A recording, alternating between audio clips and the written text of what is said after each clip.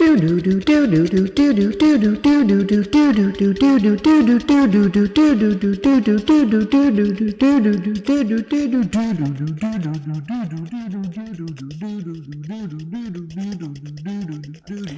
everybody, and welcome back to Two Gamers with Love, a Halloween special. This episode, we are taking a look at the second film in the fabled Halloween series, Halloween 2.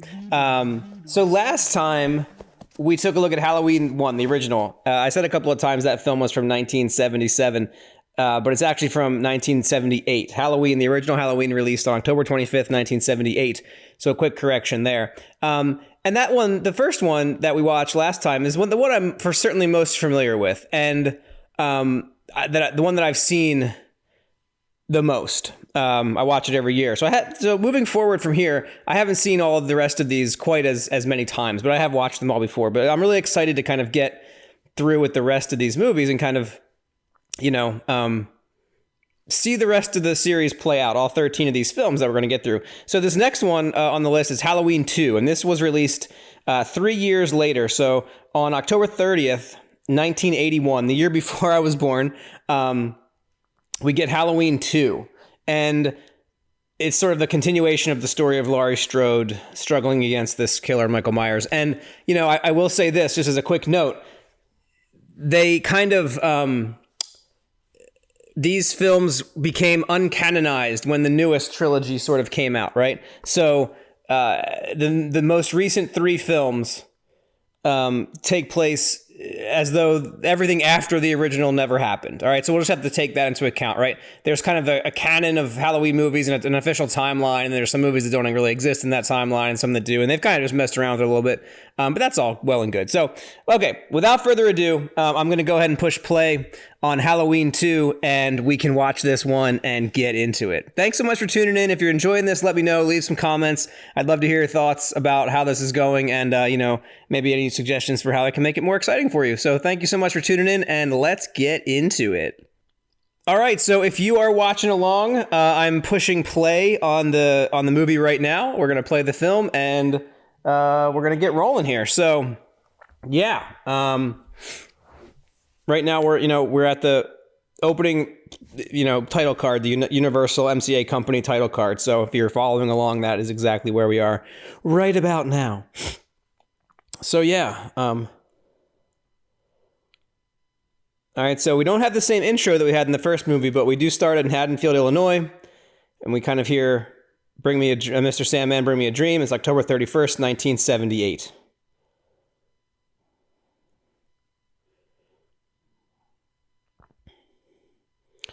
Opening shot is a pan down from the wind rustling through the trees at night. And as we pan down, we start to see the image of a house kind of appear behind the trees.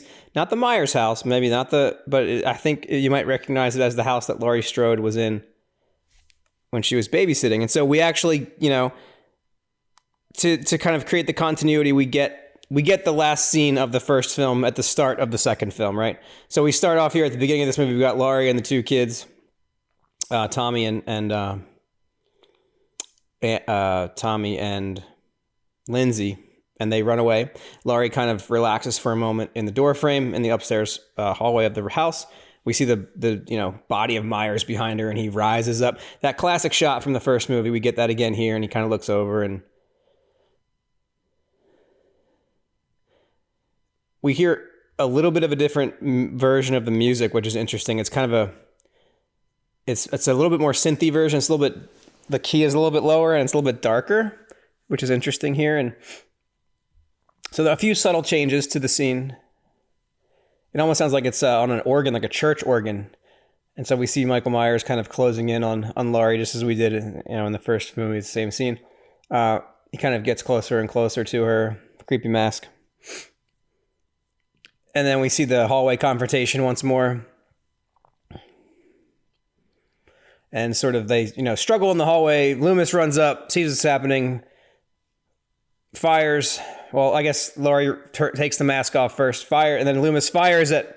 We don't see as... Interestingly, we see a lot more of his face in the original film than we do here, and they cut that part, so it's a sort of conceals his face a little bit more. And then we see Loomis shoot him a bunch of times, and we actually get a different shot here of him sort of flying out and falling out of the balcony. So we actually get this external shot of Michael Myers sort of flying off the balcony there out of the second-story bedroom.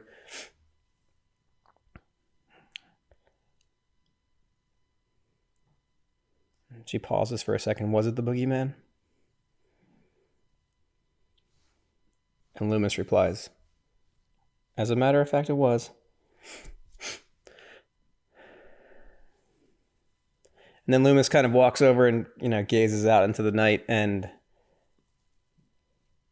this is all different, right? This looks totally different. So it's a new footage. Loomis looking out. He's at downstairs now. He rushes out the front door. He sees that the body is gone. It kind of left an impression on the grass, which looks totally different than the end of the first film, which is fine. You got to suspend your disbelief just a little bit here. And he can't believe it. Like, he's just stunned that Myers is still alive somehow, and he sees that there's blood in the body imprint. So he's injured. He's on the move, and he's hurt, but he's gone. Donald Pleasance, of course, returns here as Dr. Loomis for Halloween 2. The first one was a huge success, right? I think they only spent like $30,000 on the first movie, and it made like a ton of money. So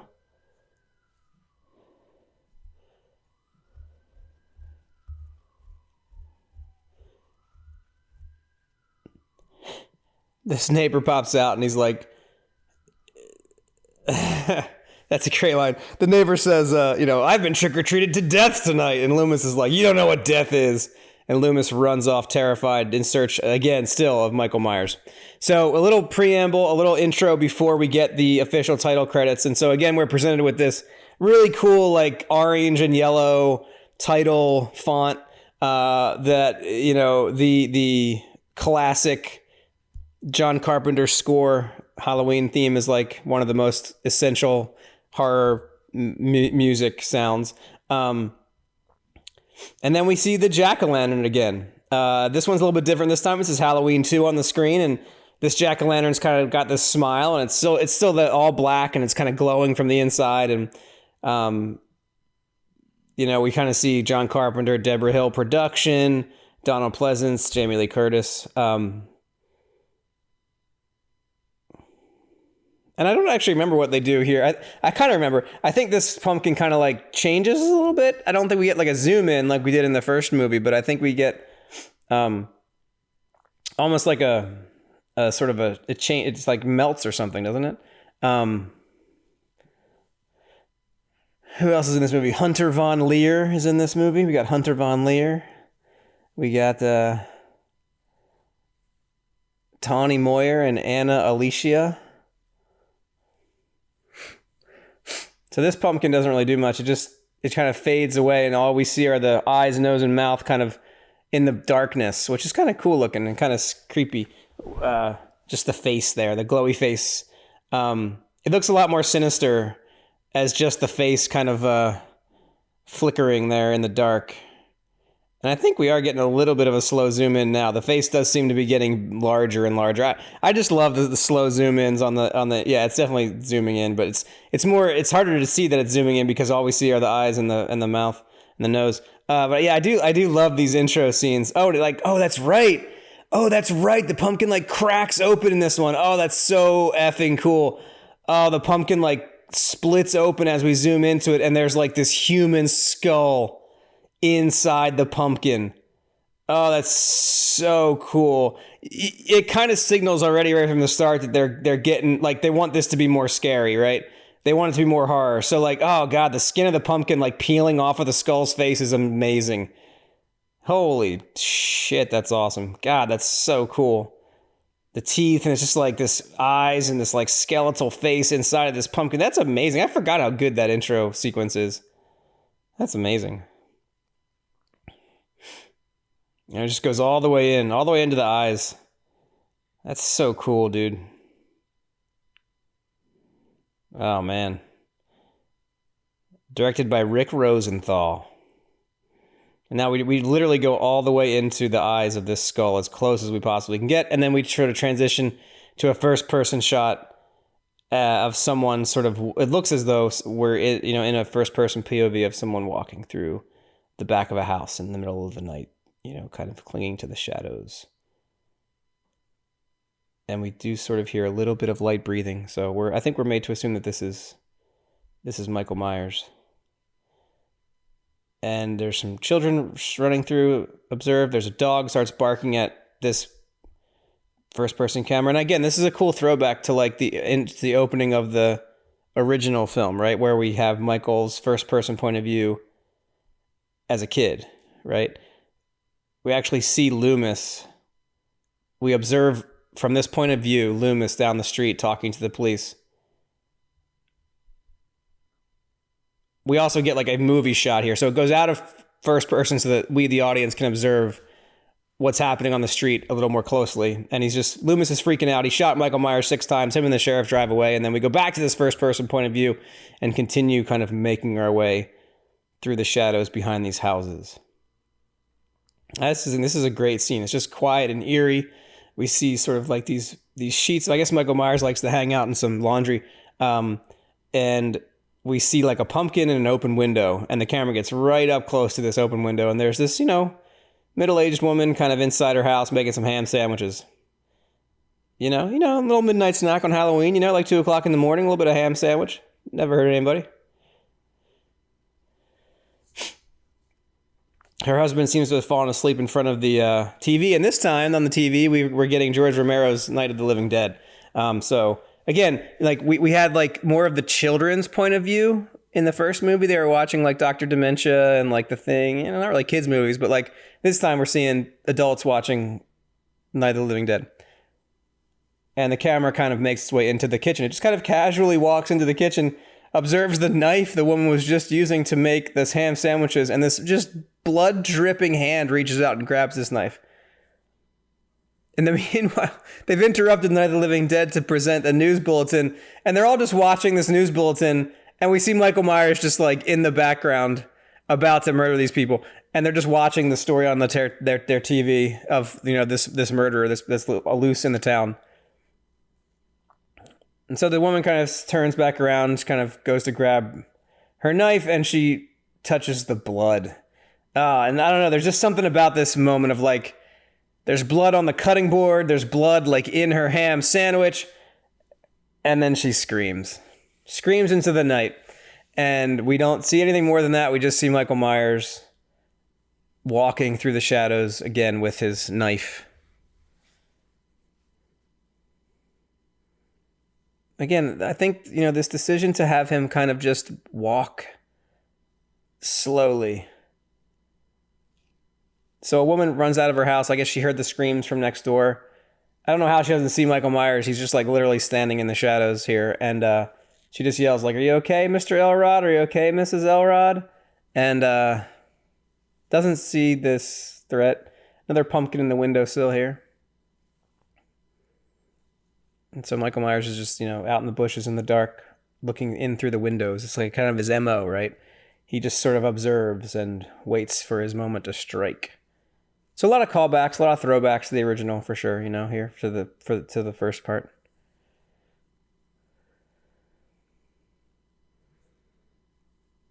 And so it's another young woman here talking about how her parents are out of town or they're gone. And her friend lets her know that there were some murders in Haddonfield, and it's on the radio. Remember radios? Ooh. So 3 teenagers found murdered in the northeast section of Haddonfield. And then as she's talking to her friend, the front door opens and there's Michael Myers. But like, my question is like, we kind of get into some of the mythology later of like who he is and kind of why he kills, but like, what's his motivation here? What's he after right now? Is he just trying to get away? Is he trying to get back to Laurie? I mean, I guess ultimately he is, but like, this woman realizes that the front door is open. She's got a giant B&N letters on her wall, Barnes and Noble maybe. I like this scene. It's like quiet, but we hear police sirens.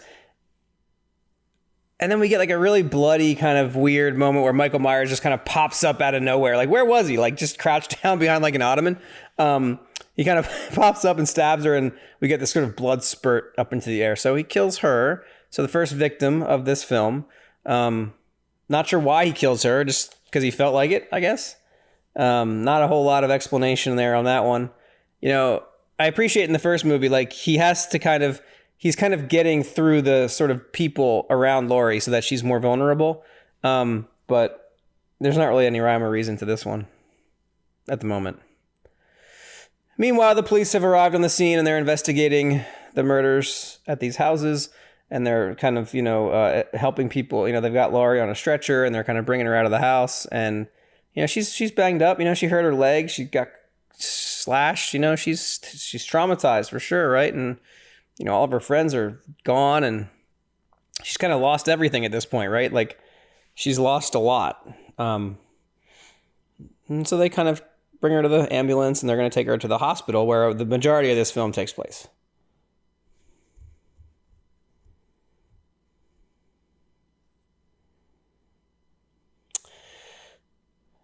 We kind of get the Halloween music playing here in the background as the paramedics load her into the ambulance.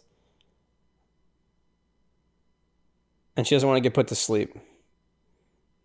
She's like, I like that she's traumatized, you know, like a lot of times these horror films, you know, it's just like, there's just like this, I don't know.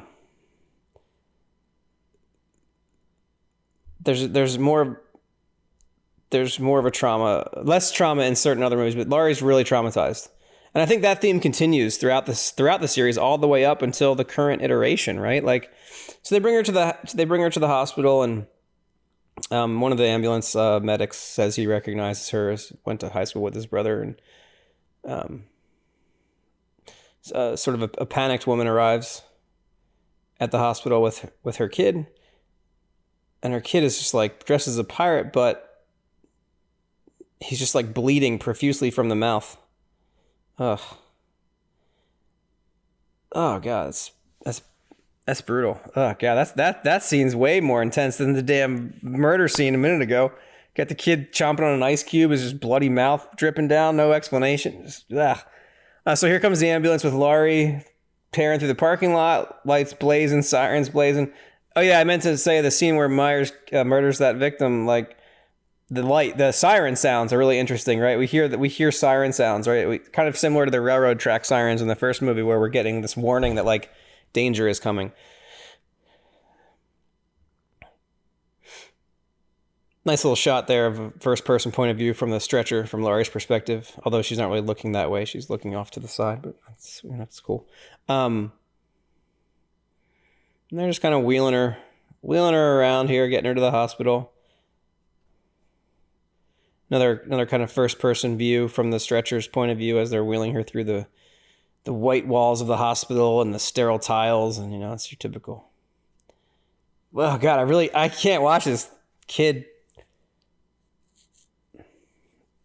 So this mother brings her kid into the hospital with his bloody mouth, and they tell her to go to room A, and they say, "Where's the doctor? He's been at the country club. I think he's drunk." Great.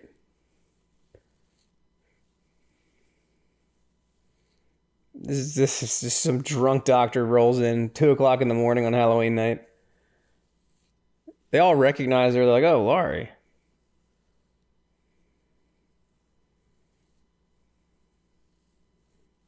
This doctor sucks. Oh, yes, you've lost a lot of blood. Like, you don't, like, whatever. He's like commentating.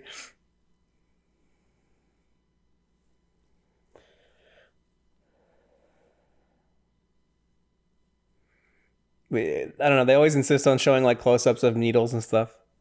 Little blood spurts out. Whatever. She doesn't want to be put to sleep, right? She's scared. She doesn't want to be put under. You know, what a theme. Like, right? Like, typical, right? Like, she's like, "Don't put me to sleep." And they're just not even listening to her. They're just not even like, they just don't care. They're just doing whatever they want.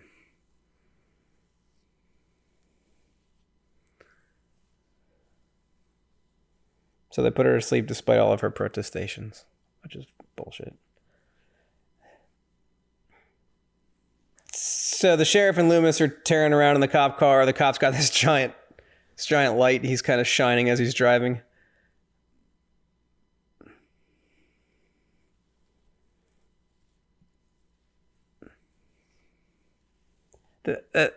They're talking about, like, they're kind of arguing.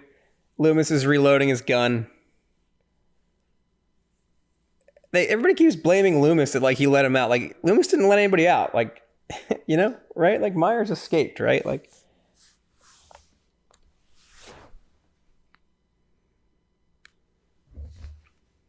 so the sheriff gets an update on his radio that, you know,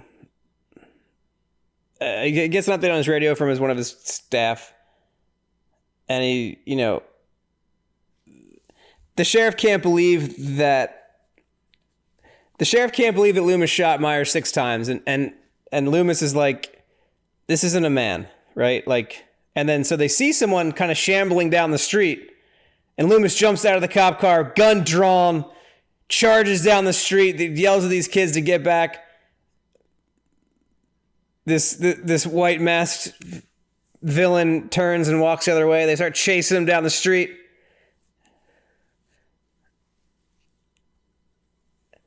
And Loomis is like,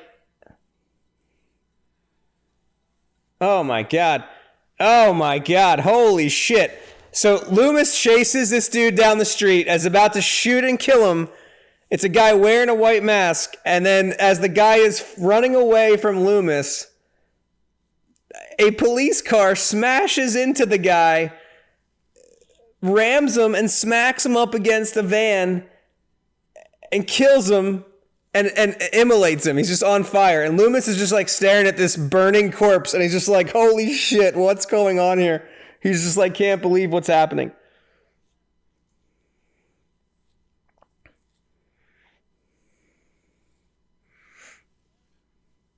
And so the sheriff finds out that his daughter is dead now, and he loses his mind. A deputy comes and lets him know that his daughter is dead. Loomis jumps in the car with him.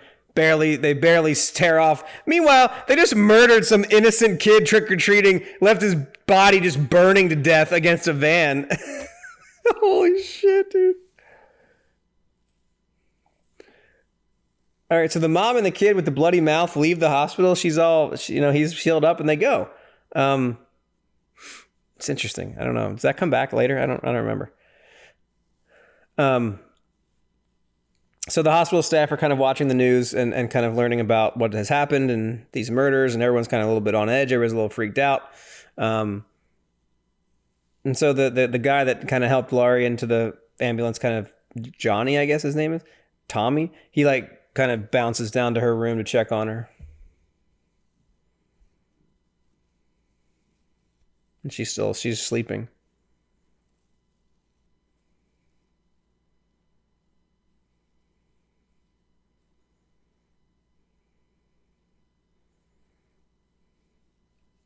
And he kind of touches her hand to see if she'll wake up.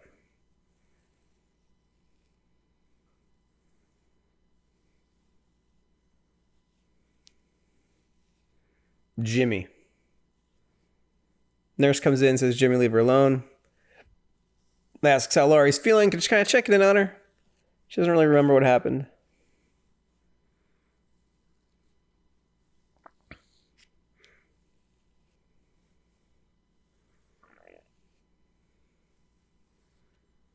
Nurse says, come on, Jimmy, get out of here. And they leave. Well, Jimmy stays for a minute.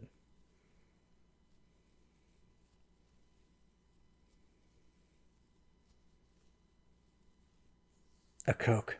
Jimmy offers to go get her a Coke.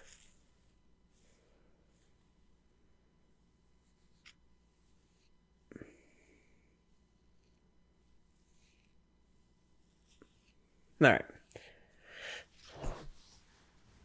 We come back to the Myers house. Sorry, not the Myers house. So the cops think that he's now burned to death because there was another guy roaming around that had a similar mask, right? And the news crew is out here now that the citizens are like concerned. Like, this is a small town, right? This kind of stuff doesn't happen here, right? So reporters are kind of just talking to some people, talking about protocols and stuff. And sheriff and Loomis and the deputy arrive, and you know, he kind of approaches this draped body and pulls the thing away from the face, and you can just kind of see his, and it's cool, it's the same actress. I guess she came back to just kind of play this moment, but like, that's tragic, right? Like, that's so sad, right? Like, that's real trauma, right? Like, it's a nice moment, right? I really do appreciate, that's not nice, but like, I do appreciate these films, the way that they don't just brush over these deaths, right? These deaths are impactful to these characters. The sheriff is like really beside himself here. He can't even like make decisions.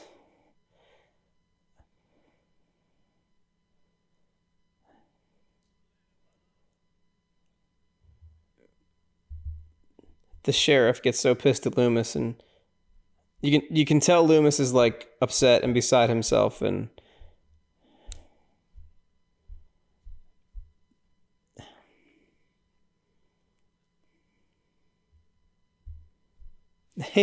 they're talking about the burning guy, the they keep giving us a little bit of backstory here, and kind of very similar to the speech that Loomis gives in the first movie, right? He's not human, right? He's not human. He's not human. He's just pure evil. And then Loomis says, he keeps saying he fired 6 shots and nobody walked away, and nobody believes him. All right, so they're going to go identify this random person that they murdered in the street, see if it was Michael Myers or not, with dental records. More sirens, ambulance sirens blaring. And then, we kind of cut. We got this guy in the cowboy hat, and he's got a stereo boombox on his shoulder, kind of walking through the street, listening to the local radio program.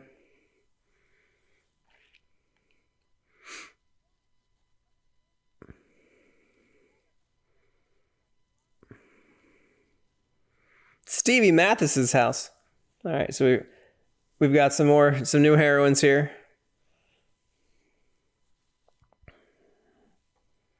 Eddie Lee? Don't ask Eddie Lee.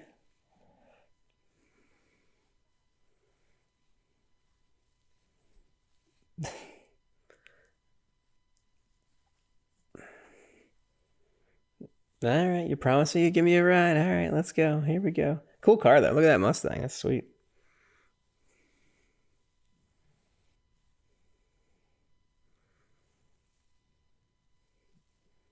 A lot of activity for like whatever time of night it is on Halloween night.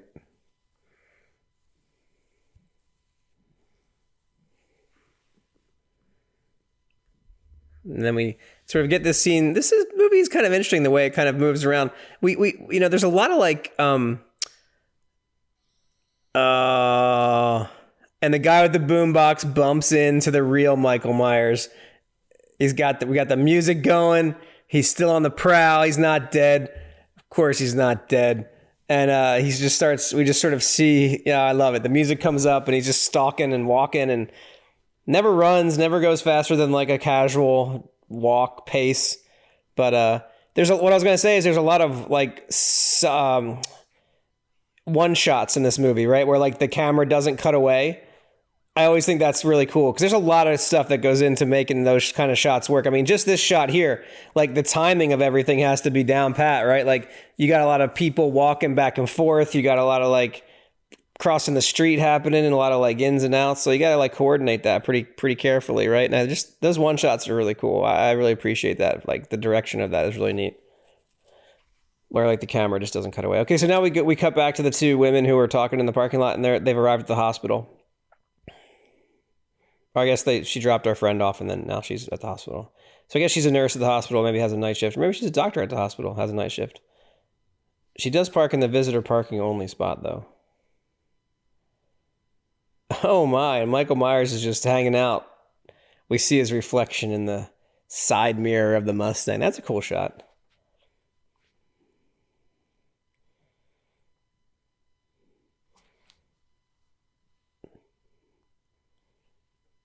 Jammed with cars, Chestnut and 10th. People freaked out about these murders, right?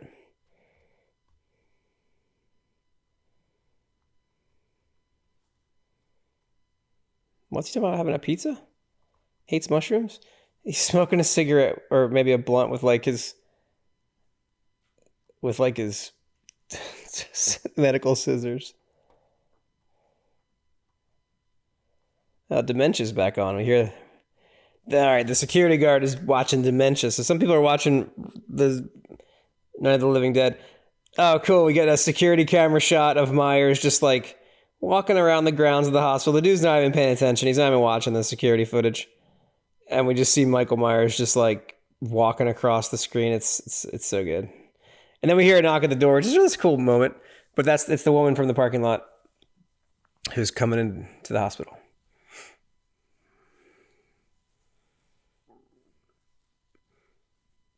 We also see another door closing, but nobody came in through that door. So I guess the inference is that Myers came in.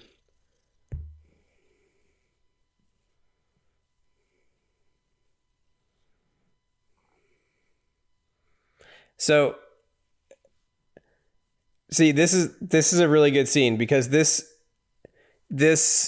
scene where they're talking about my friend saw Michael Myers yesterday. Like, this is the theme of the movies, right? Is that it doesn't matter where he is, who he is, what he's doing. It's the idea of him, right? And this is just a bigger idea in American culture, is like this fear that creeps into American culture. And I mean, it's funny because movies like this, I think, are a part of that happening, right? Like there's this sort of anxiety and fear that kind of seeps its way into the zeitgeist over time. And like, this movie is very much a commentary on that, right? Like, this is one night out of 1,000 nights where these tragic events of violence have happened, but this will forever traumatize these people and this town. They will always be afraid on Halloween night, forever, right? And it's just like that lingering trauma that induces this sort of fearful anxiety in a society that I think is a kind of a meta commentary about this movie that I think is really smart.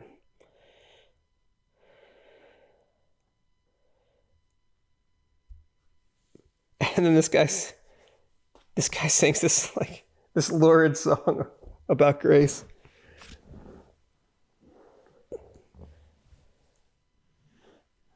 And the other orderly is like, Jimmy's like, you're being too callous about this.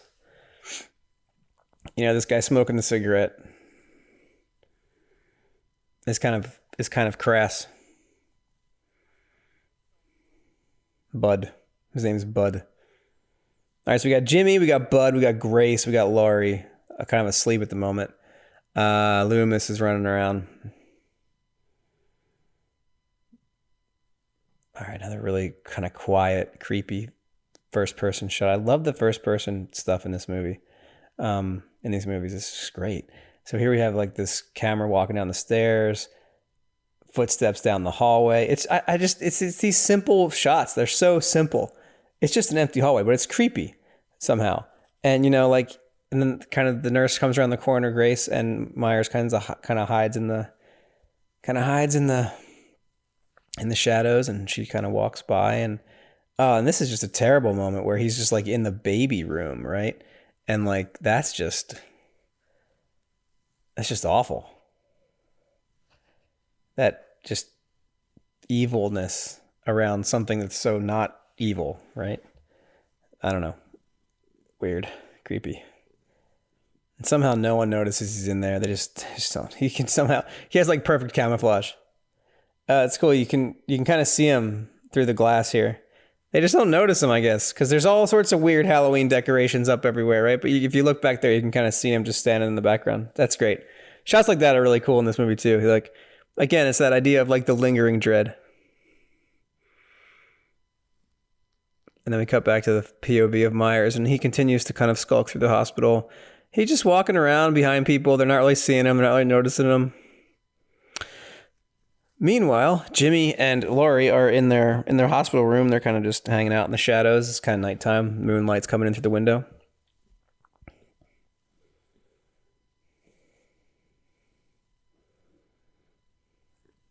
Jimmy reminds Laurie. This is the first time that Laurie's hearing about who this person actually is.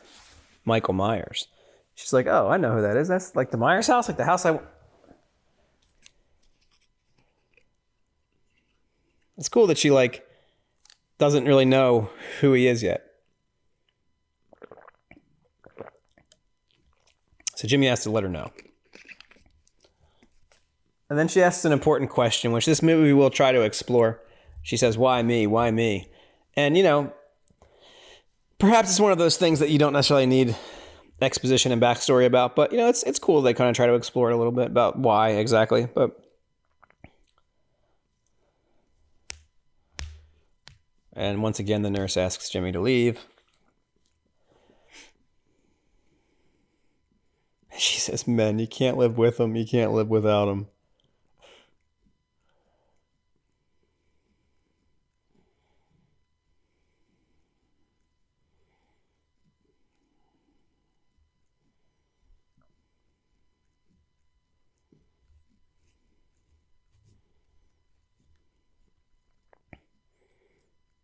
So they're trying to find out about Laurie's parents and where they might be. And meanwhile, Michael Myers is making his way through the hospital. He seems to have a scalpel in his hand. Looks like the phone's not working. And you kind of start to get the sense that, like, is Michael Myers, like, specifically coming after Laurie Strode here for some reason?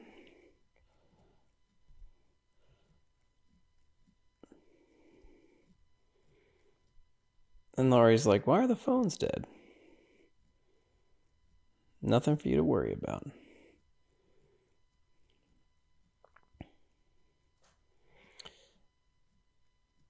Everybody thinks they're all safe and sound in the hospital, but not this time. It's interesting, too, because, like, Laurie spends a lot of time in a hospital bed in the newer movies, especially the second of the new movies. So I think that's definitely like a throwback to this for sure. The echoes of these films are certainly there in the newer films that are out right now. So it'll be interesting because Halloween 3, the original Halloween 3, doesn't have any Michael Myers in it whatsoever. So, which I think is cool. We'll talk about that next time. So the security guard talks to the nurse. What does he? Does he give her a gun? No, he gives her the walkie-talkie. Does she know how to use the walkie-talkie? Ooh, we got a telephone. We got an electricity pole. All right, David Lynch, I'm looking at you. The guard looks out here and checks out the electricity pole. You never want to be around electricity poles. They're always symbols for evil and death and murder and stuff.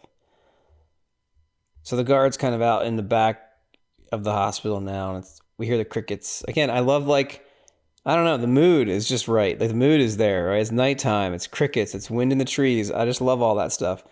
The crunch of his shoes on the concrete is just, the sound design is really good in these movies. I think you need to have really good sound design in horror films. Like, I think it's really key. And so he kind of slowly makes his way over to this dumpster. For some reason, he wants to investigate the dumpster, and he opens it and looks inside the dumpster, and there's, like, some blood. And then he is attacked by a cat, I guess. And he falls back into a bunch of trash cans and stuff. Jeez. The cat attack of Halloween 2. Intense.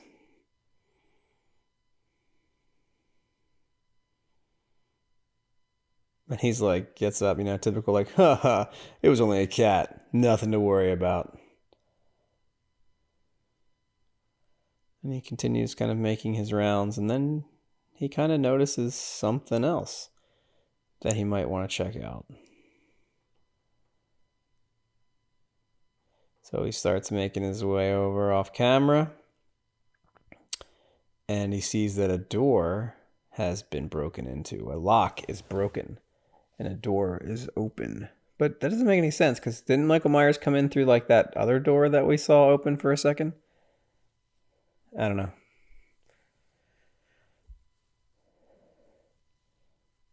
So the security guard goes into this place with his flashlight.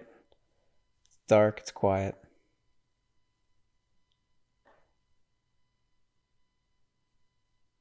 They're doing a good job here of like kind of building the suspense. Like this scene's gone on pretty long. There was kind of like a fake out scare with the cat, but like he's been he's been kind of investigating for a while now, and he turns a little light on so he can kind of see, and he's kind of in looks like he's in some kind of workshop or some kind of like back office. Um, there's like tools on the wall and stuff, workshop stuff. Like I don't know what half of this stuff. We've spent a lot of time on that wall. Wow. Um,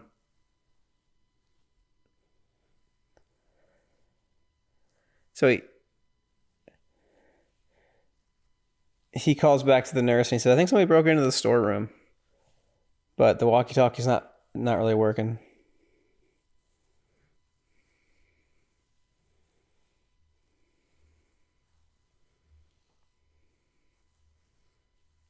He says for somebody to drive down to the sheriff's station.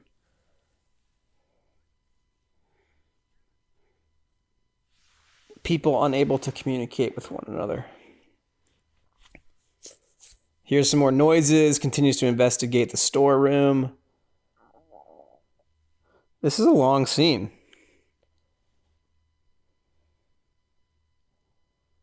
It's an interesting choice to have this scene be this long. He discovers another broken lock.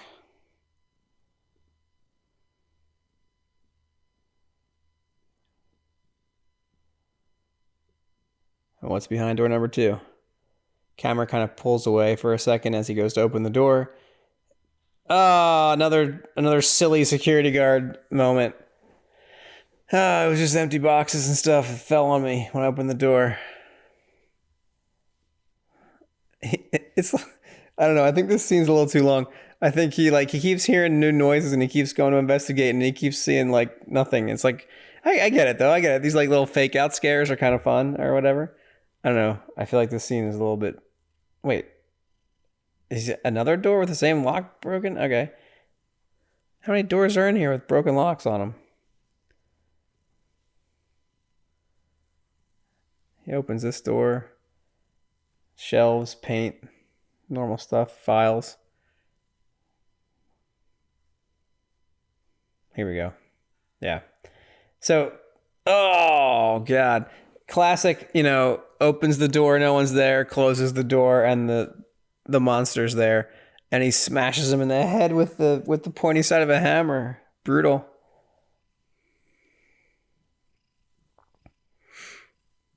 A little more, oh God. And then cut to a charred corpse. It's just this random kid they killed in the street.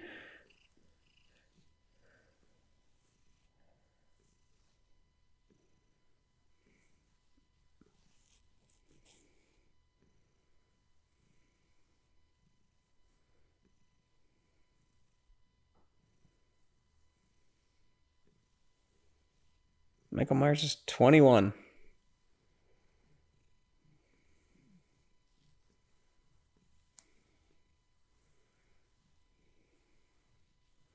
So he keeps trying to tell them to assume that Myers is still alive.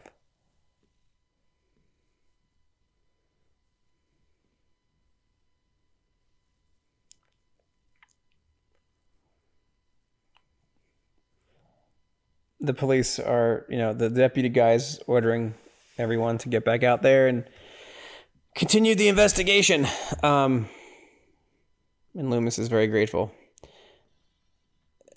All right, so now we cut back to the Myers house, and there's like a mob formed. People are pissed, and the police are sort of like, they're trying to control the scene. The people are there just like ransacking the house, like throwing rocks through the windows and stuff. Everybody's mad.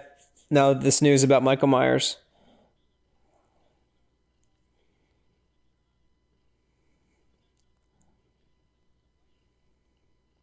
The tribe, one of their number was butchered. This is the wake. What a line by Loomis.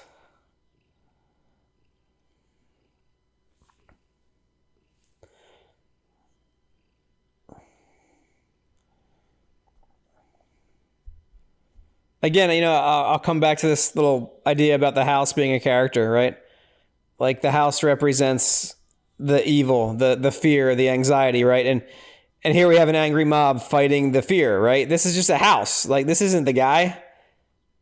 It's a damn house. There's nobody in that house. They're just angry and scared, right?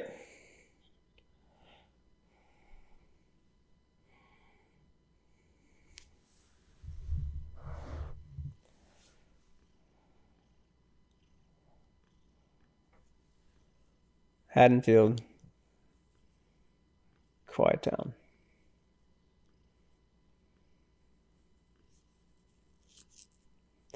Loomis reminds the sheriff that Myers killed his sister.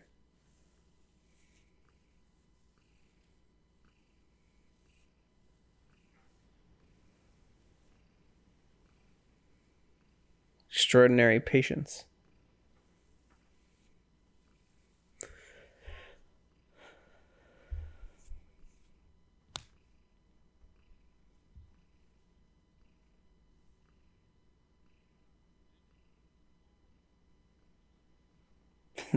That's the ideal patient, someone that doesn't move, talk, or cry.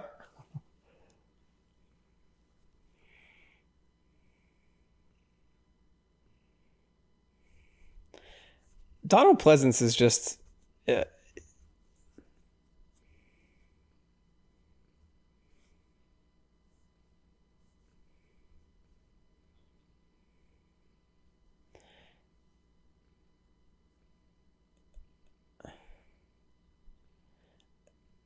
So wait a minute. So the guy that killed is Ben Tramer, the guy that Laurie was like interested in the first movie. Holy shit, that's crazy.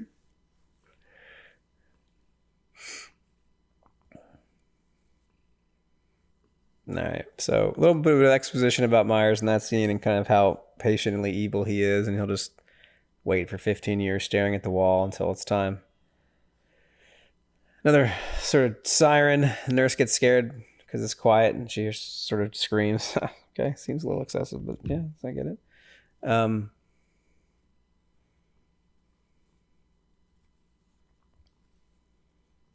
and there's something eerie about hospitals, right? Like especially like at night when it's quiet and there's nobody really around. That's like a scary place, right? Like I know there's a couple of video games that I love that sort of have hospital stuff. Silent Hill 2, I think, has that. Um, yeah.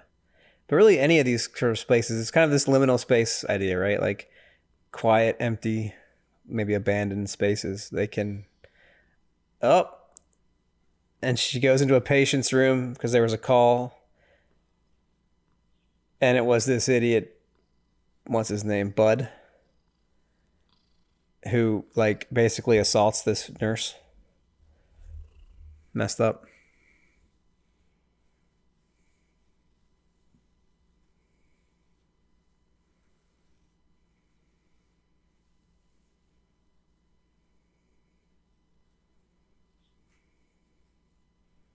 Oh God. Ugh, cringiness. Toxic masculinity perpetuated for 30 years in film, you know.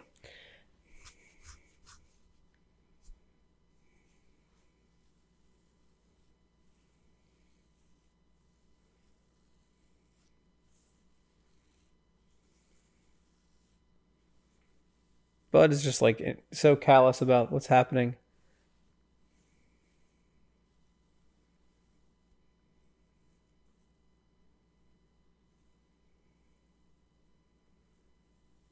Oh, they have a little kiss.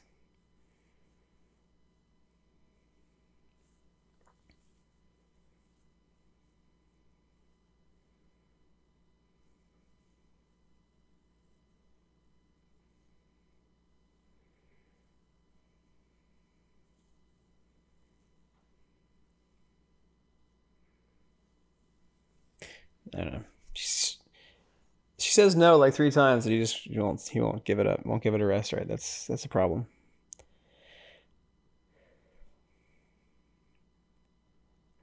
And then he gets mad at her. It's just ridiculous. All right, so more like liminal shots of the hospital and empty hallways, and we hear the music come up, and Laurie's asleep, it's so interesting. What are we at? 49 minutes? She's been in a hospital bed the whole time? Oh. We're getting some backstory. I'm not your mother. Some blood dripping. Laurie as a little girl. The blood and the black. She sees some little boy in a chair staring out the window. She's having some dreams. She's having some important dreams.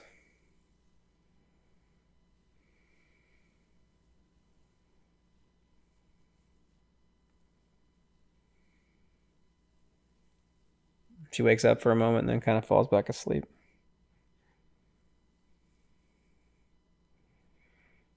All right, now we're at the moment of the gratuitous nudity that we, is typically associated with horror films, and so they're in the therapy room. This scene's pretty nuts. So they went down to the therapy room to like get into the I don't know, they have like a hot tub or something, I guess. Bud is observing Grace changing through like I don't know what you call that kind of glass. Like you can kind of see, but it's kind of distorted.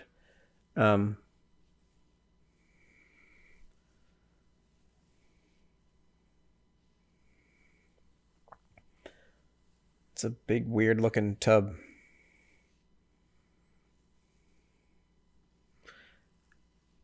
And there's some nudity.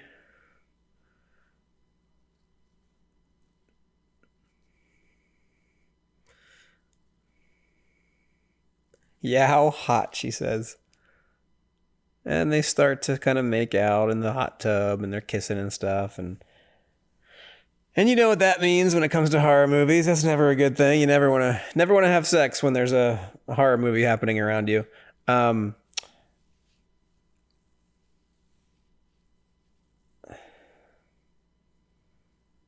It's hot. Bud says it's just me. Jesus. That's just ridiculous. All right, and then we see Michael Myers messing with the hydrotherapy pool temperature sensor.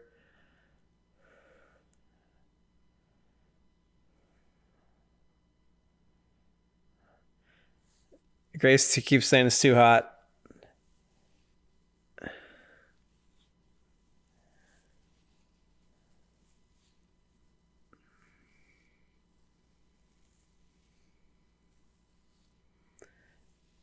Then we see Bud's nakedness as well. All right, so he goes to check the temperature sensor, and we kind of see Grace in the tub still, and she kind of gets out for a moment and kind of puts her towel on, and she's kind of waiting for the temperature to cool down. And then we see Michael Myers murder Bud. Grace is not seeing any of this at all. We see Bud struggle, and Bud he dies pretty quick. He sort of strangles him. And then, so he's down, and then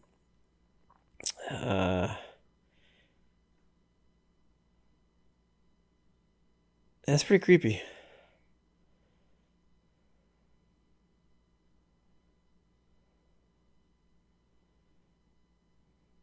It's kind of a similar motif. Like you don't know it's him until it's too late. That happens a lot in these movies. This is a brutal one. So get ready. This I remember this one from the first time I watched this.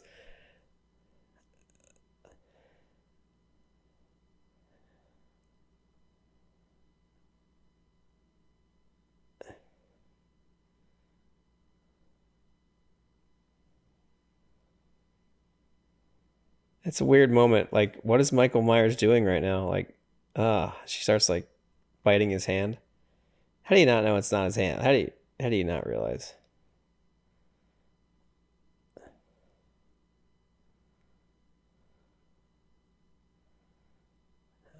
Oh shit. Ah. Oh god, this is brutal. This one's brutal. He just like dunks her into the hot tub and is like melting her skin off basically. Oh god, it's rough. How's his hand not melting off though? Oh, that's brutal, man. Oh, oh, that's brutal. All right, well, three victims now. Ugh.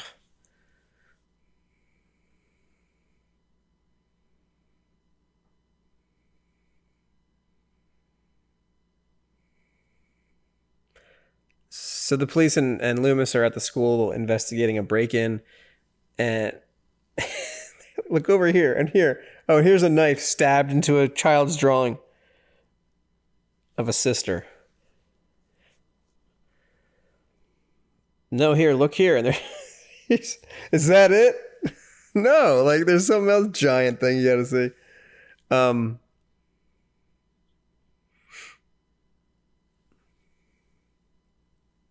ooh, Sam Hain. All right, the Lord of the Dead. The end of summer. The Festival of Sam Hain. October 31st.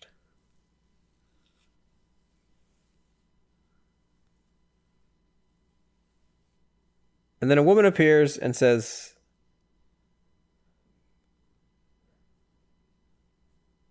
Loomis recognizes her, and she says she has to talk to him, and they go and talk for a moment. And this is interesting. Everybody's smoking in this movie.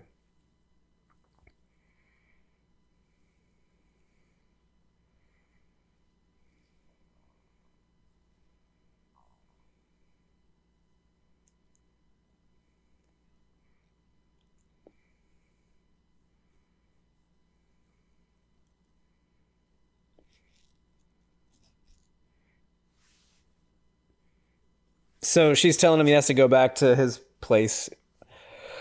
They're all scared. Oh, excuse me. And what? Okay, this scene's interesting though, because why is there a guy in the background waxing the floor?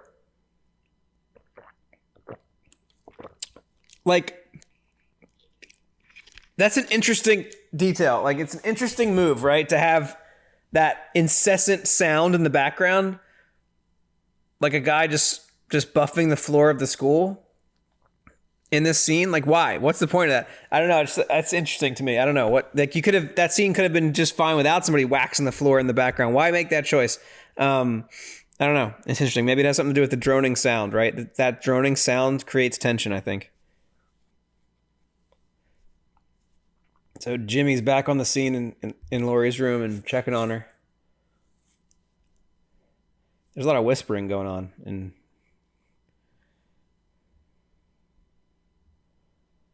And Jimmy's like, I'm not going to let anything happen to you, Laurie. Laurie's just like, what is wrong with Laurie? She's just like zoned out right now.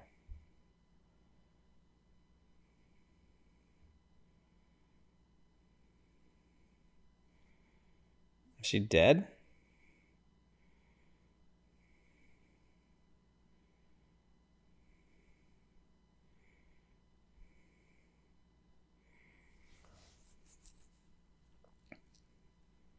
What's up? I don't remember this.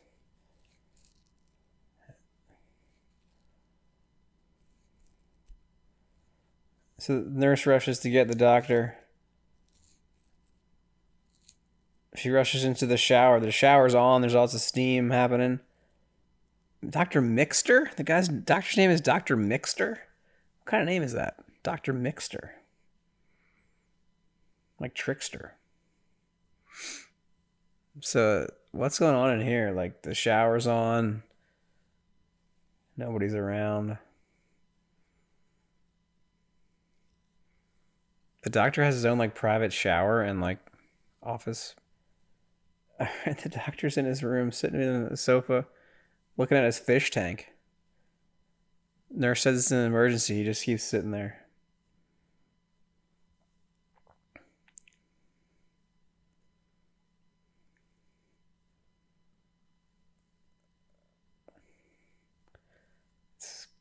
This is kind of cool. She spins him around in his chair, and he's got A needle stabbed into his eyeball. Oh, God. They get real close on that one, too. Good Lord. The lighting's great, too. The light from the water in the fish tank. Oh, and then Michael Myers is just standing there in the shadows. Oh, man. Oh, God. Oh, he stabs her in the friggin' head with a needle. Jeez. That's brutal, man. It's brutal. Ugh. So he gets her. Here's that moment where he just kind of like tilts his head and. All right, everybody's getting killed. They keep running down the hallway.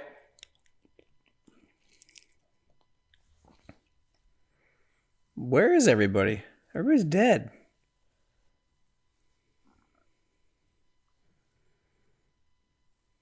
Ladies' lounge.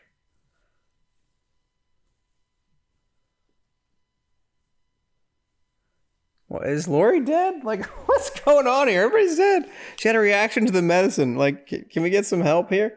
I love how they have, like, lit jack-o'-lanterns in the hospital, like, just burning all night.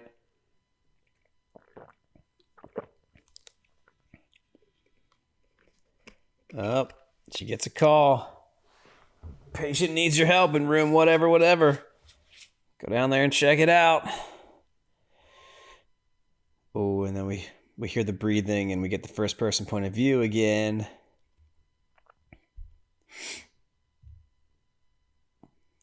And Michael Myers is just stalking through the hospital. Oh boy. So he distracted the nurse to go down to that other room, check on that patient, and meanwhile he's going to sneak into Laurie's room and finish what he came here to do. Oh, what a shot. I love this, the light. The lighting is perfect. The silhouetted light behind him. And then he's got a scalpel.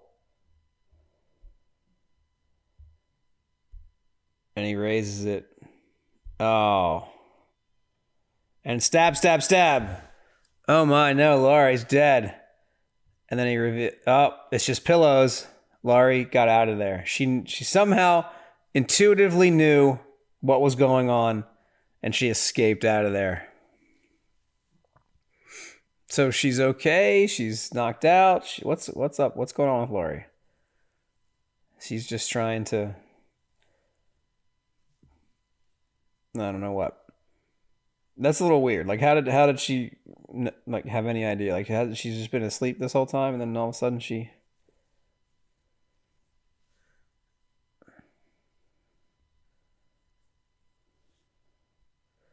Laurie's gone. This is cool stuff, like with the security cameras in this movie. Like, Myers is looking at the cameras to see kind of where Laurie is. She has a really messed up foot, so she can't really walk. And he's just stalking down the shadows of the creepy liminal spaces of the hallway of the hospital. It's really good. Like the liminal spaces. Another shot. It's almost the exact same shot from the moment before Laurie just walking. Where's she going? Where is she headed? Maybe just to hide out in another room. Find a phone. She's trying to find a phone, I guess, to call for help.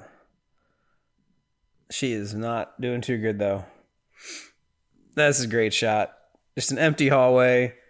He's just not rushing at all. Just walking down the hallway. It's really creepy.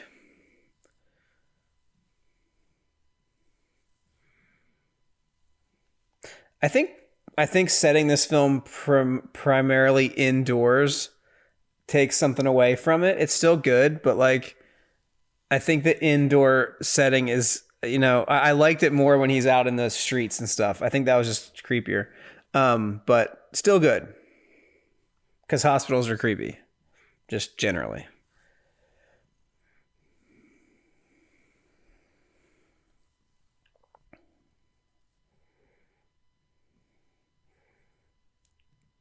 And Laurie just kind of peers out for a moment, looks down both sides of the hallway. It's interesting. Her point of view is kind of the camera's kind of blurred out a little bit, like she's kind of, the drugs have hit her system a little bit hard, and she's kind of dazed and confused, and she kind of fetal position cowers inside of this hospital room, like terrified still, right? Like this horror is still chasing her, right? Like she can't escape it.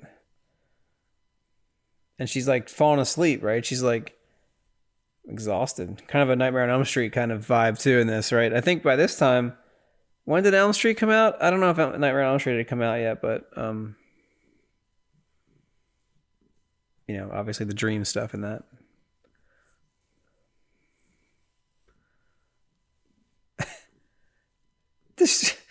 We'll find him. Where are you gonna look? I don't know. Neither do I. All right, great job, guys. Like,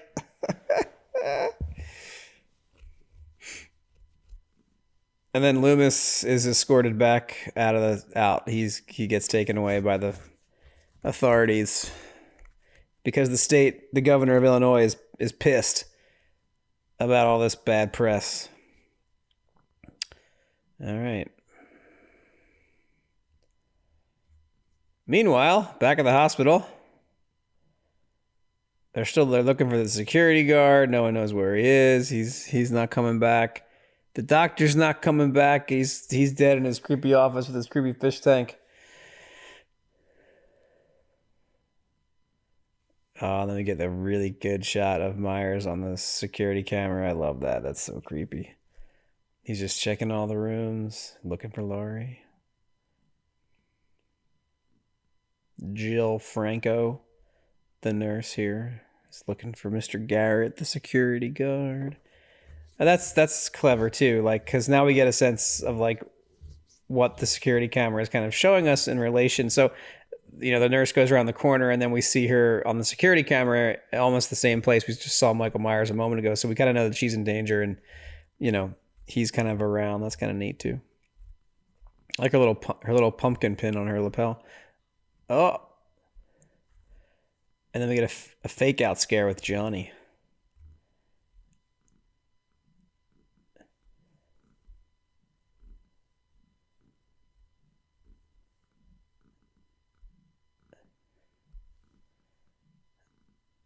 And Myers is like in the room observing, and Johnny's talking about how they can't find anyone, and I guess he's like picking up information here, right? I guess he's like doing some recon.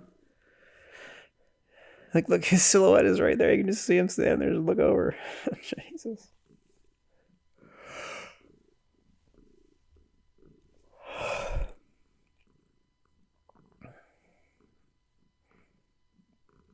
Laurie's just curled up asleep still.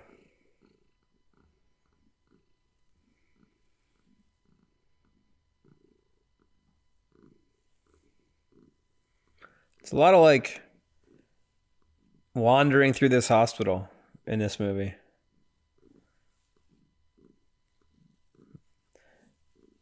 And we're hearing the music now. We're, it's getting ominous. Major surgery, minor surgery. Johnny's just looking for people. He doesn't know where anybody is because they're all dead, Johnny. Wow, and he goes in and he sees the nurse is dead in the minor surgery room. That's a cool shot too. She's just sort of like, that's a really interesting artistic shot. Like, it's all black around her, and just the light from above is kind of illuminating her. And now we kind of, so interesting. So Laurie was like dreaming about this somehow. Like, we've seen this blood dripping down. Oh, she's been like exsanguinated. That's so gross. And there's just blood all over the floor. Oh, he slips on the blood, lands right on his back, and he like gets some in his mouth. Like, oh, that's a great shot. Just all blood everywhere. And is that it for Johnny? Is he just slipped on the blood? That's terrible. Nah, he'll wake up. And then we have Jill. Jill's trying to escape, right? Like, she's out. Like, I'm done. I'm scared. Something's wrong. I'm going home. Good job, Jill. Get the hell out of there. So she jumps in her car. Uh-oh. Car won't start. If a car doesn't start in a horror movie, that's not good.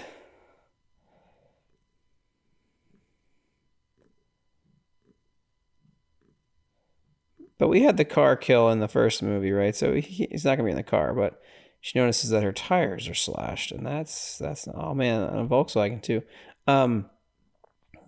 So she goes, she's like, instead of just like running away, she's like right back in the hospital. She's like, I'll just go back. She notices everybody's tires are slashed. All the cars, no tires. He hates these tires. There's a tire killer on the loose. Call the police. There's a killer of tires on the loose. So she runs back into the hospital. And then Laurie's just still kind of like hiding in the room.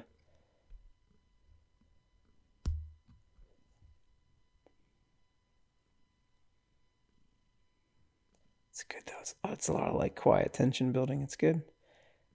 And she's very vulnerable right now. She's like got drugs. She's got sleeping drugs in her. She's banged up from the first movie. She can't really defend herself too well right now, so she's just trying to survive. Jamie Lee Curtis does a really good job here too. Like you can she's really working hard to like, not be able to move too well and just like have to crawl around and stuff.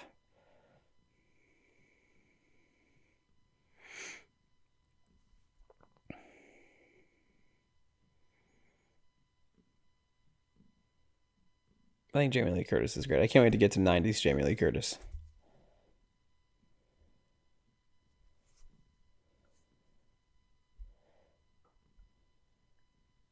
So the nurse comes across Laurie. Oh boy.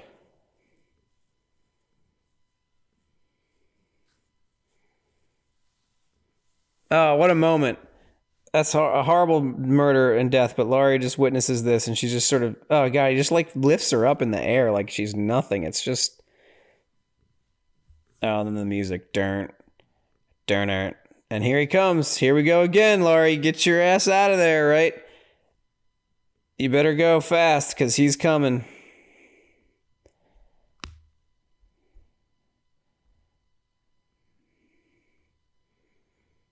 It really is well done. Like the creeping dread stuff, like his slow movements and her fast movements. It's just good. And she's trying to get down the steps. And she's not doing so. I mean, she's got a hurt foot, man. I know what that's like. She's trying to escape the shape.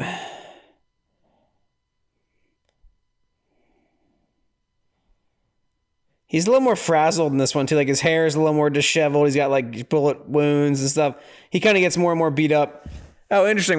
We end up in the furnace room under a hospital. Another Twin Peaks kind of thing, right? Like, oh God, Laurie. Very similar to the first movie, right? She's just like bumps into all these dead bodies and freaks out. I'd be scared too if I saw some security guard hanging by the rafters in a boiler room. But yeah, like another interesting Twin Peaks parallel, right? Like menacing things going on in a boiler room underneath a hospital. And so Laurie, he's right on her. He's like just getting closer. She starts climbing up these pipes to see if she can escape through like this little window. And he's just like right there. He's like right on her, grabbing her legs and stuff. He starts slashing at her feet and stuff. I don't like that. And she manages to get through the window and kind of falls down onto some boxes and stuff. So she kind of escapes that moment. Music is still driving. And she's just kind of trying to get away.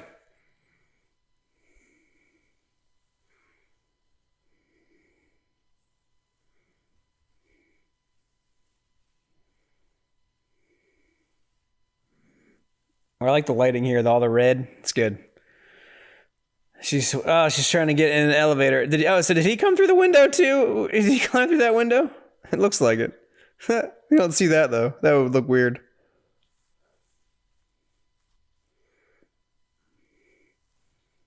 Oh, just waiting for the elevator. Here he comes around the corner. Just run, bro. He just moved a little faster here, you would get her. But no, he can't run.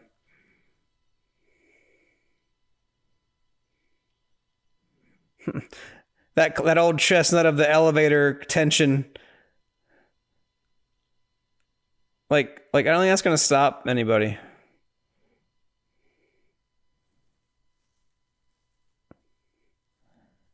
All right, and so she gets out of there.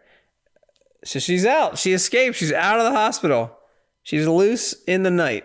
Good. Run. Run the hell away from that hospital as far as you can.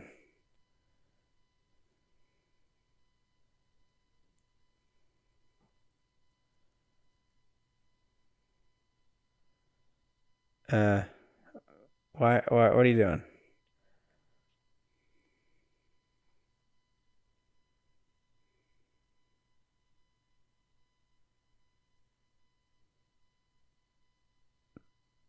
Jamie Lee is awesome in this scene. Like, I just think she's just like, I don't know. The way she cowers in that front seat of that car is just really good. But like, don't peek up. Like,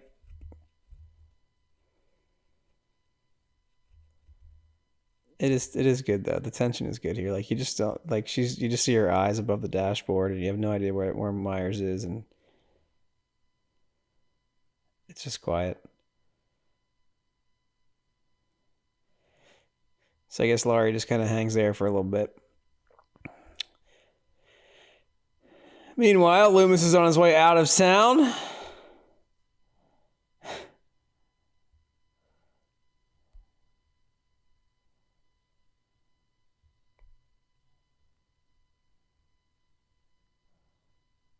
See, this is the stuff about the.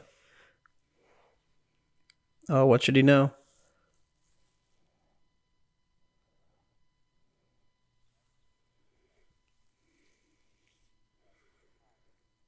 Fire rituals.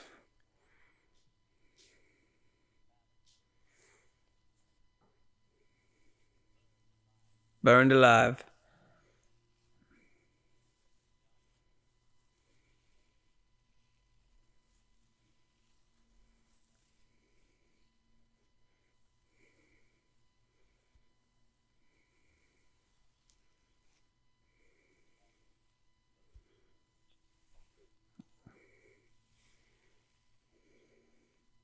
There you go.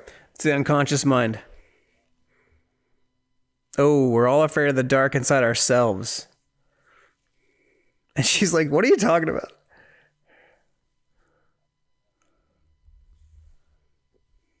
There's a file. Oh boy.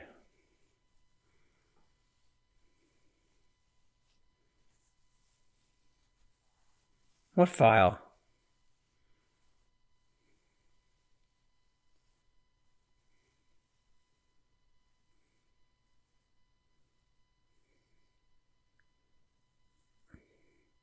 Oh my.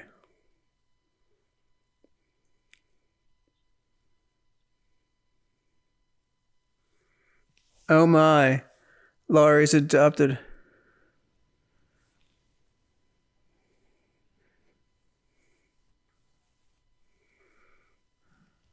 Oh my, he's putting it all together.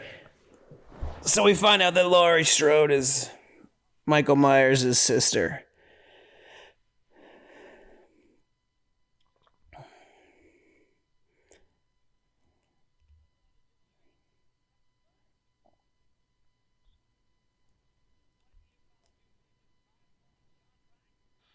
Oh my god, he just shoots the fucking window out of the car.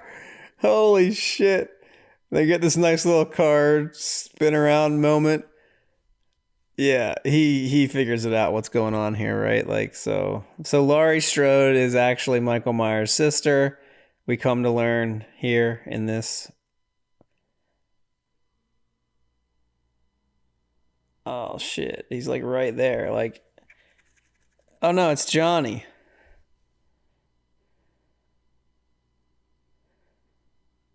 Jimmy.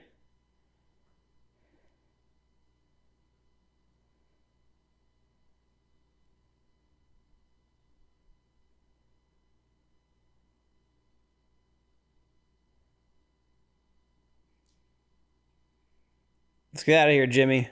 Jimmy's trying to start the car. Laurie's cowering in the front seat, and then he looks forward. Does he see something? No, he's. Oh, Jimmy, Jesus.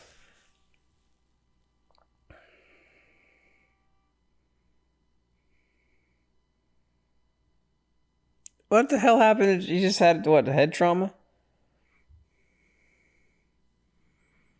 Oh god, look at his neck flopping out of there. So she's just watching the front door. And now she's got dead Jimmy in the car. She kind of flops out onto the street now. Oh, what a move. Like her fingernails like clawing along the concrete. That's something. I wonder if that's in the script or if Jamie Lee like just did that because it's really cool. All right, and then Loomis pulls up.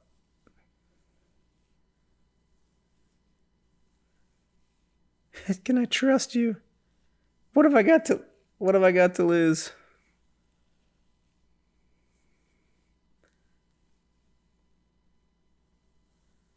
Laurie, come on, scream. Oh, Laurie.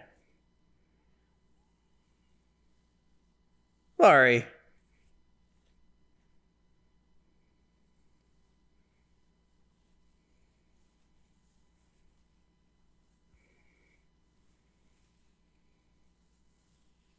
Oh, Jesus. Loomis is getting not cool now.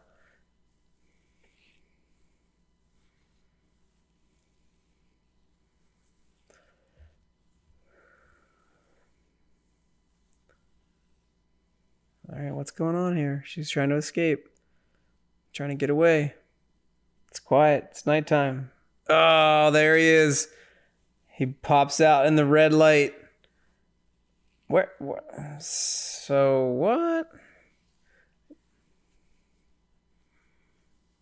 There he comes across the parking lot. That's good. It's a good shot of him like just walking across the parking lot.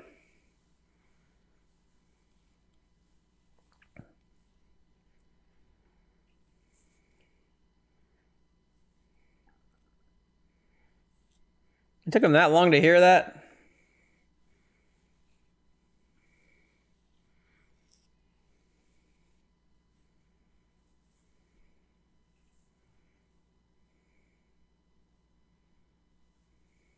All right. So Laurie's reunited with the crew, and Michael Myers is coming in through the front door. Loomis has got him in the sights again. He just walks through the fucking glass. What is that shit? He just walks through the glass. Loomis is just blasts him again, and he falls. All right, well that's it. You got him. That's it. Then leave him. You're done.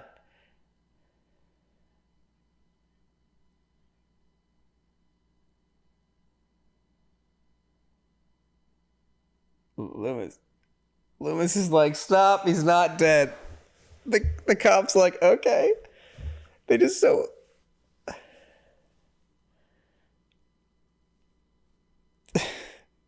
Loomis is like, he's not dead. Get away from the body. And they just don't do anything. Oh, God. Here is this stupid cop guy.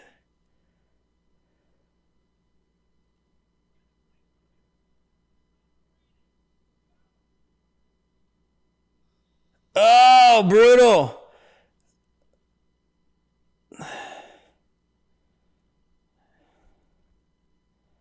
Why won't he die?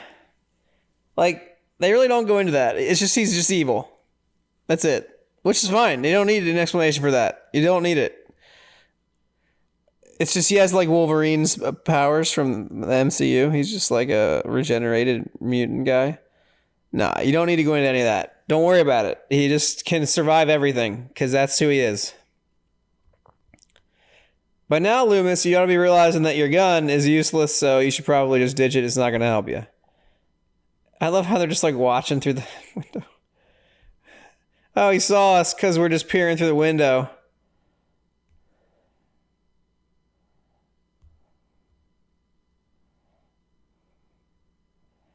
Oh, look at him. He's just so creepy, kind of walking down the hallway. I love it.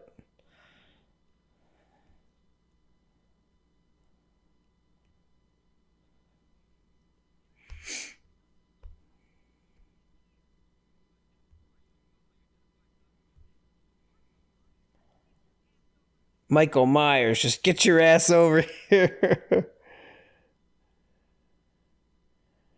All right, now they're in the major surgery room.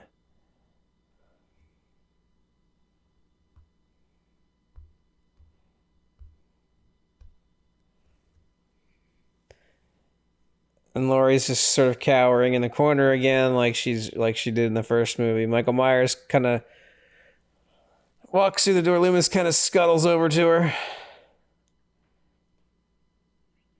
Where did he get that gun? How many guns does this guy have? Is that the police officer's gun?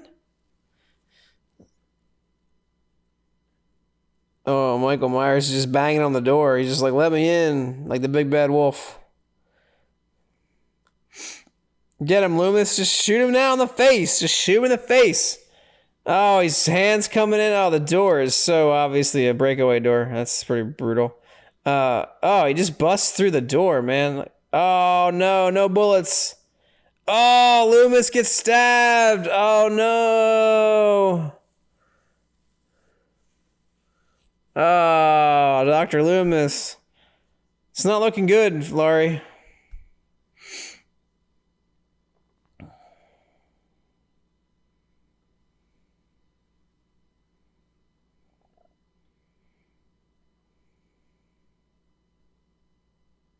She calls him Michael. He kind of stops for a second. That's cool. That's a cool moment. He kind of like observe. He kind of like regards her, like tilts his head. He's like, yeah, that's cool.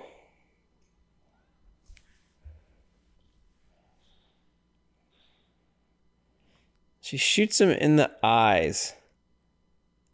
Literally shoots him in the eyeballs, and we watch his eyes bleed out. Like, that's brutal. That's some good aim right there for someone that's never fired a gun. Loomis is fine. And he's still going at her. He's still just like swinging wildly. Like, we hear the sound. Does he really not know like where she is?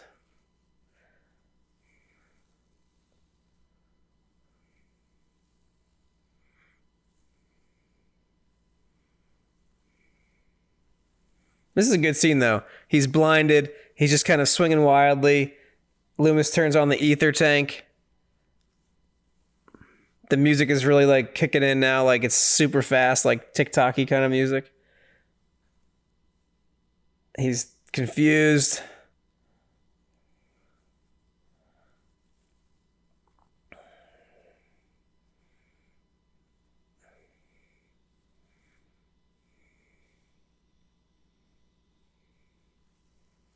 So they're letting all the gas out and stuff.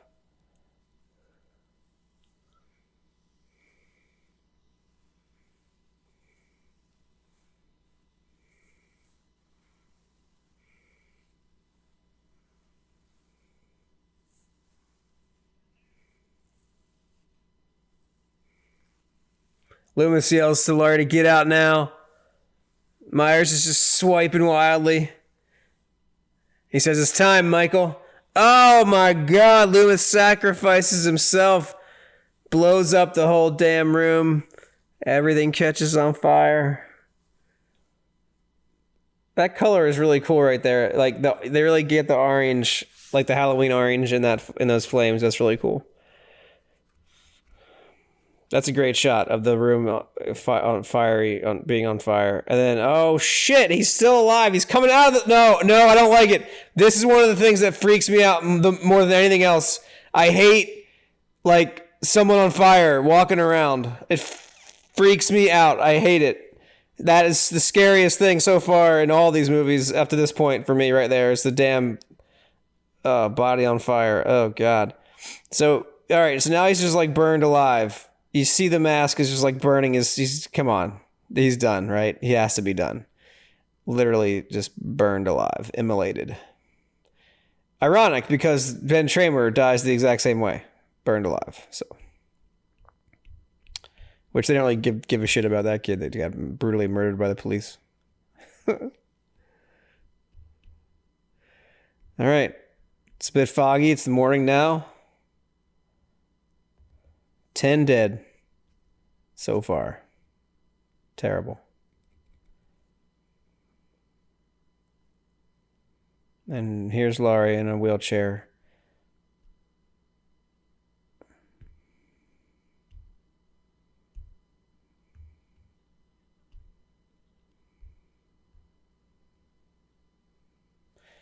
gosh, she just never, no one ever like helps her. They never like say yes to what she asks for.